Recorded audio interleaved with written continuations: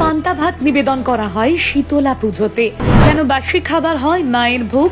কোন কারণে দেবীকে টাটকা রান্না দেওয়া হয় না জানুন।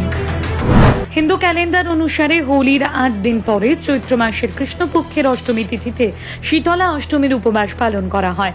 এই দিনটি বাসদা নামেও পরিচিত। শীতলা অষ্টমীর এই দিনে শীতলা দেবীর পুজো করার প্রথা রয়েছে। বিশ্বাস করা হয় শীতলা অষ্টমীর পুজো করলে পরিবারে গুটি বসন্ত, হাম এবং চোখের সাথে সম্পর্কিত সংক্রামক রোগের ঝুঁকি কমে। এছাড়া এই তিথিতে দেবীকে বাসি খাবারও নিবেদন করা হয়। কিন্তু কখনো ভেবে দেখেছেন কেন সর্বদা শীতলা মাতাকে পান্তা ভাত নিবেদন করা হয়? এর নেপথ্যে অবশ্য রয়েছে ধর্মীয় ও বৈজ্ঞানিক বিশ্বাস। পঞ্জিকা অনুসারে চৈত্র মাসের কৃষ্ণপক্ষের অষ্টমী তিথি 22শে মার্চ ভোর 4:23 শুরু হবে এবং 23শে মার্চ ভোর 5:23 শেষ হবে। উদয়া তিথির কারণে শীতলা অষ্টমী পুজো 22শে মার্চ অনুষ্ঠিত হবে। এই দিন পুজোর শুভ সময় হলো সকাল 6:23 থেকে সন্ধে 6:33 পর্যন্ত। তবে সূর্যোদয়ের আগে বাসদা পুজো করা হয়।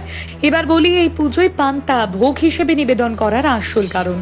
ধর্মীয় বিশ্বাস অনুসারে বাসদা দিবসে পান্তা ভাত উৎসর্গ করার কারণ হলো সরলতাকে গুরুত্ব দেওয়া, অর্থাৎ জাঁকজমক ত্যাগ করে সন্তুষ্টি ও সরলতার প্রচার। এই দিনে প্রসাদ হিসেবে পান্তা ভাত দেওয়ার আরও একটি উদ্দেশ্য হলো বস্তুগত সুখ ত্যাগ করে আধ্যাত্মিক শান্তির দিকে এগিয়ে যাওয়া। অন্যদিকে বিজ্ঞানের ভাষায় এমনটা করার বৈজ্ঞানিক তাৎপর্য হলো চৈত্র মাস থেকেই গ্রীষ্মকাল শুরু হয় এবং এহেন পরিস্থিতিতে ঠান্ডা খাবার পেটের জন্য আরামদায়ক, কারণ পান্তা ভাত শরীর ঠান্ডা রাখে। অতএব গরমের শুরুটা পান্তা ভাত দিয়ে করাই ভালো। তাই মায়ের পান্তা ভাতই প্রধান প্রসাদ। বিশ্বাস আছে যে পান্তা ভাত খেলে শরীর ঠান্ডা হয় এবং স্বাস্থ্যের উন্নতি হয়। তবে এই দিনের পরে গ্রীষ্মকালে পান্তা ভাত খেলে স্বাস্থ্যের ক্ষতি হতে পারে। তাই বিশেষভাবে এই উৎসবের সাথে যুক্ত পান্তা ভাত। বাংলায় এই পান্তা ভাতকে ভিজে ভাত বলা হয়ে থাকে।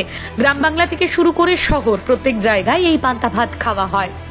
উল্লেখ্য, বাসদা উৎসবে বাড়িতে রান্নার জন্য আগুন ব্যবহার করা হয় না। তাই এর একদিন আগে মিষ্টি ভাত, রাবড়ি, মালপোয়া, হালুয়া, রুটি ইত্যাদি খাবার তৈরি করে রাখা হয় এবং পরদিন সকালে একই বাসি খাবার দেবী শীতলাকে নিবেদন করা হয়। এরপর এই খাবারটি প্রসাদ হিসেবে গ্রহণ করা হয়।